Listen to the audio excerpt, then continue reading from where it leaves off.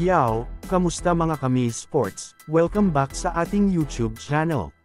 Ngayong araw na ito, ay pag-uusapan natin, LeBron James MVP.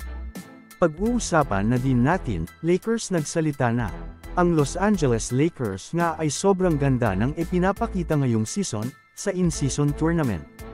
Sobrang consistent nga ng kanilang performances lalong-lalo na nga itong si LeBron James, na kung saan parang hindi nga ito tumatanda.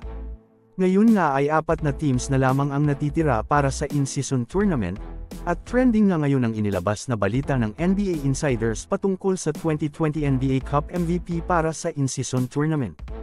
Makikita nga natin dito na si Tyrese Haliburton at LeBron James nga ang frontrunners para sa NBA Cup MVP ngayong season.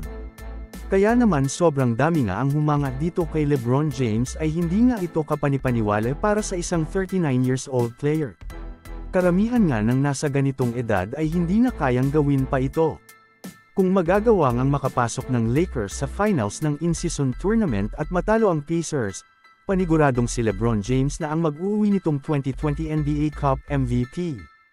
Ano ang masasabi mo dito? Mag-comment lang. Samantala ako naman tayo sa sumunod na balita na kung saan, hanggang ngayon nga ay kaliwat kanan pa rin ang mga rumors at balita patungkol sa posibleng pagkuha ng Los Angeles Lakers kay Zach LaVine upang magkaroon ng sila ng third superstar. Subalit ayon nga sa inilabas na balita ng NBA insiders na expected na i-demand itong si Austin Reeves sa Los Angeles Lakers kung sakaling bibitawan nila itong si Zach LaVine.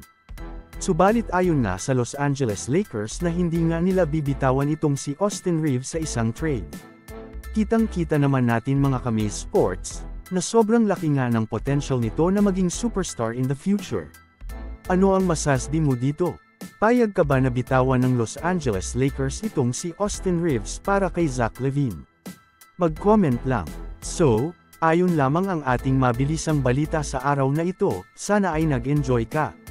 Huwag mo na ding kalimutang mag-subscribe bilang pagsuporta sa ating YouTube channel. Maraming salamat po.